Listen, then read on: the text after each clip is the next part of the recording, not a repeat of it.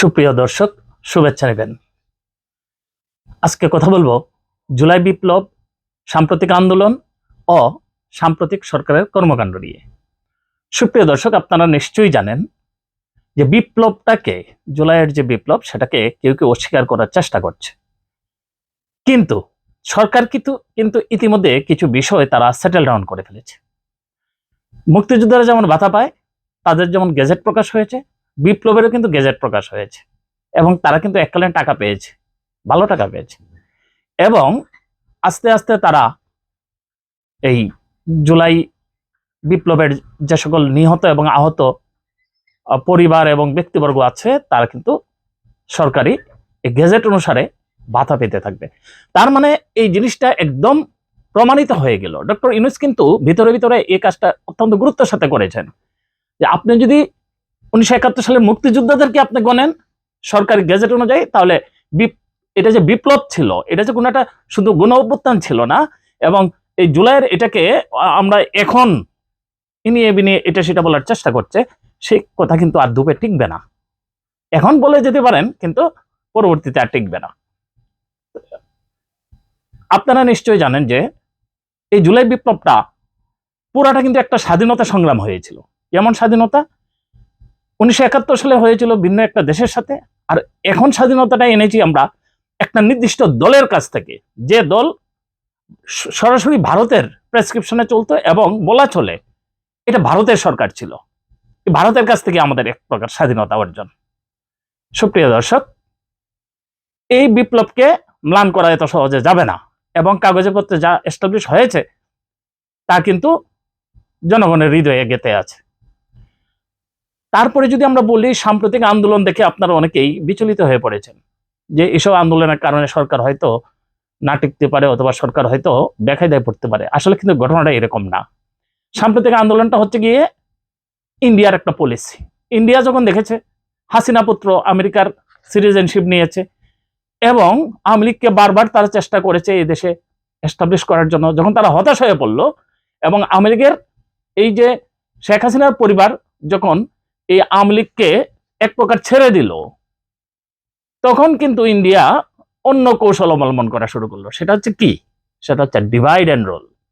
তারা কি করেছে? বিপ্লব আন্দোলনের স্টেক হোল্ডারদের মধ্যে, এই যে আপনারা দেখছেন বিএনপিকে আলাদা করে ফেলেছে, জামাতকে আলাদা করে ফেলেছে, এনসিপিকে আলাদা করে এনসিপিকে ভাঙন, মানে তার ভাঙন করার জন্য যা করা দরকার সবকিছুই তারা করছে। কিন্তু আপনারা কিন্তু মনে রাখবেন, এই ভারত বাংলাদেশকে গত 70 বছর যেভাবে শুষে নিয়েছে, জনগণ কিন্তু ভুলেনি।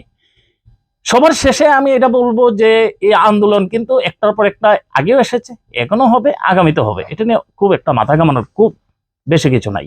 ডক্টর ইউনূসও ভালো করে জানে এগুলি কিভাবে হ্যান্ডেল করতে হয়। আর সবচেয়ে বড় শক্তি হচ্ছে ডক্টর ইউনূসের জনগণ। তিনি কিন্তু জনগণের ম্যান্ডেটে আছেন। উনি বুঝতে পারছেন ওনার দিন দিন কিন্তু ওনার বৃদ্ধি পাচ্ছে। যদিও আইন শৃঙ্খলা রক্ষাকারী বাহিনী বা স্বরাষ্ট্র মন্ত্রণালয় তেমন ভালো একটা ভূমিকা বা ভালো একটা পারফরমেন্স করতে পারছে না, কিন্তু তাতে কি যায় আসে? এটা কিন্তু দায়িত্বটা ছিল আর্মিদের, কারণ ম্যাজিস্ট্রেসি পাওয়ার আর্মিদেরকে দেওয়া আছে, কিন্তু তারা কিন্তু সেইভাবে পারফর্ম করছে না।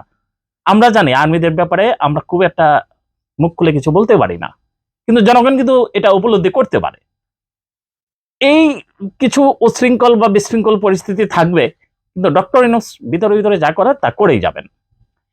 আবার সাম্প্রতিক সময়ে সরকারের কর্মকাণ্ড নিয়ে আমার শেষ কথা, সেটা হচ্ছে সরকারের বিভিন্ন সেক্টর, বিভিন্ন মন্ত্রণালয় অত্যন্ত বিতর্কিত কর্মকাণ্ড করে যাচ্ছে। এর মধ্যে স্বরাষ্ট্র মন্ত্রণালয়কে প্রথমে বলি, সেটা হচ্ছে গিয়ে তার হচ্ছে they are in a fix, they don't know how to do and what to do. তারা কিং কর্তব্য বিমূঢ় হয়ে পড়েছে। কাকে ধরবে, কাকে ছাড়বে, এই জিনিসটি আইডেন্টিফাই করতে পারছে না। তারা কি পুলিশদেরকে হার্ড লাইনে নিবে, না পুলিশ সব থাকবে, সেটাও বুঝতে পারছে না। আপনারা জানেন থানার ওসিকে পর্যন্ত ধরে এনে এই যে জনগণ কি করে হেনস্থা করছে, আন্দোলন তথাকথিত আন্দোলনকারীরা হেনস্থা করছে। আপনি জানেন ইসরাকের একটা বিষয় শুরু হয়েছে, সেই বিষয়টা আসলে আদালতের মাধ্যমে শোনা হবে। আগামীকাল 12টায় এটা রায় হবে। সেখানে আমরা একটা পরিস্থিতির দিকে যাব আশা করি, এবং এটা স্থিমিত হয়ে আসবে। কিন্তু আজকে অত্যন্ত হাস্যকর ভাবে, আপনি জানেন দেশের যত ব্যবসায়ী বিন্দু আছে, বিশেষ করে গার্মেন্টস সেক্টরে, হয়তো আওয়ামী লীগের নয়তো বিএনপি, বলা চলে মোর দেন 90% আওয়ামী লীগের, কারণ বিগত 17 বছরে তারা সব জায়গায় জেগে বসেছিল। ওরা চরম অসহযোগিতা করছে, সরকারের সাথে পেরে না উঠে তারা 3 মাস 6 মাস ধরে তাদের কর্মীদের বেতন দেওয়া বন্ধ করেছে। এরকম 6টা 7টা গার্মেন্টসের কর্মীরা এসে আজকে আমরা দেখেছি যে ঢাকা শহরে এসে তারা অবস্থান নিয়েছে, তারা যমুনায় যাবে, কিছু হলেই যমুনা, এটার জন্য একটা তামাশায় পরিণত হয়েছে, কিছু হলেই তারা যমুনায় যাবে। যাক, যমুনায় যায় এত সহজ নয়। দেশ বিদেশে এবং আন্তর্জাতিকভাবে তদন্তের মাধ্যমে এটা প্রমাণিত হয়েছে যে বিগত শেখ হাসিনা সরকার দারুণ একটা ম্যাসাকার করেছে এই দেশে।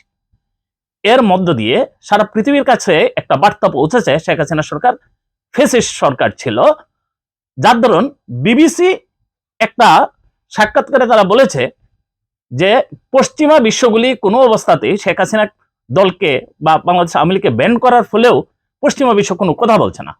কেন বলছে না? তাদের কাছে এটা বিস্ময়। বিবিসি বাংলার এটা রিপোর্ট, তারা বিভিন্ন জায়গায় ইন্টারভিউ নিয়েছে এবং তাদের কাছ থেকে খুব ভালো একটা সাড়া পায়নি। সুপ্রিয় দর্শক, এই জিনিসগুলি কিন্তু প্রমাণ করে ডক্টর ইউনূস আসলে দুর্বল নয়, আন্তর্জাতিকভাবেও তার একটা বিরাট বড় গ্রহণযোগ্যতা আছে, যা বিভিন্ন বিশাল বিশাল ব্যক্তিত্বদের স্পিচের মাধ্যমে আমরা ইতিমধ্যে আমরা অবগত হয়েছি।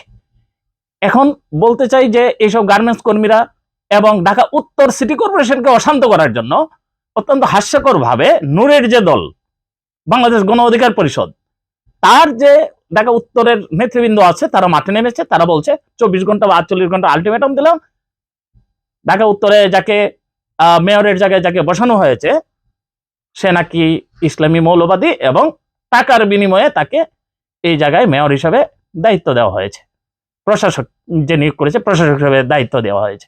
অত্যন্ত হাস্যকর যে টাকা যে নিয়েছে এটা কার কাছে, এটার প্রমাণপত্র রয়েছে। এটা কিন্তু জনগণ আমরা বুঝি যে কেন এইগুলি করা হচ্ছে, ইস্যু তৈরির জন্য ইস্যু তৈরি। আসলে এই সমস্ত কথার পিছনে আমি যা বললাম তা হচ্ছে গিয়ে ইন্ডিয়ার দিগ্ভ্রান্তের মতো আমাদের দেশের উপর একটা ডিভাইড এন্ড রুলের যে একটা পলিসি, সেটার মাধ্যমে আমাদেরকে ডিভাইড করার চেষ্টা করছে। সুপ্রিয় দর্শক, জনগণ যতক্ষণ সজাগ থাকবে, জনগণ যতদিন ডক্টর ইউনূসকে এই সাপোর্ট করবে, ততদিন ডক্টর ইউনূস খুব ভালো কিছু করবে।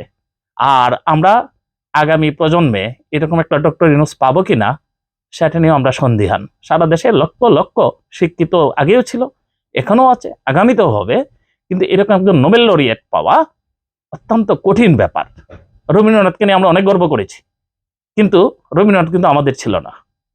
পরে অমর্ত্য সেনকে নিয়ে আমরা গর্ব করেছি, নোবেল পেয়েছে, আমাদের বাঙালি। আসলে উনি ভারতীয়, ভারত আলাদা রাষ্ট্র। এখন আমাদের ছেলেটাকে বা আমাদের লোকটাকে আমরা যাচ্ছে তাই আচরণ করছি। আপনারা মনে রাখবেন, এই বাংলাদেশের ইতিহাসে কাউকে মনে রাখবে না, ডক্টর ইউনূসকে মনে রাখবে। আর ডক্টর ইউনূস যদি ভুল করে তাহলে আমরা কিন্তু ছেড়ে কথা বলবো না। ডক্টর ইউনূসের অন্যান্য পররাষ্ট্র থেকে আরম্ভ করে অন্যান্য সকল সেক্টর কিন্তু আইন মন্ত্রণালয় অত্যন্ত স্লো আচরণ করছে, slow, they are very slow. Asif নজরুলের কর্মকাণ্ড অত্যন্ত বিতর্কিত, এটা কোনো অবস্থাতেই সাপোর্ট করা যায় না।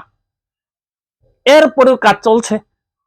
আমরা সর্বশেষ বলবো যে একটা মাত্র সেক্টর, সেই সেক্টরের খুব ভালো পারফরমেন্স করছে, সেটা হচ্ছে বিজনেস সেক্টর। যদিও আমরা নানান বিতর্কিত আমরা বক্তব্য শুনছি, কিন্তু সেটা ভালো করছে, সত্যি আশিক চৌধুরী খুবই ভালো করছে এবং বিদেশি বিনিয়োগের ক্ষেত্রে সে ভালো ভূমিকা করছে এবং আশা করি সে আরো ভালো করবে।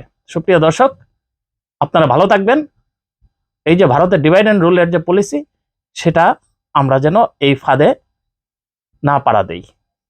আপনারা ভালো থাকবেন। আমার কথা এতক্ষণ ধৈর্য ধরে শোনার জন্য ধন্যবাদ। আসসালামু আলাইকুম।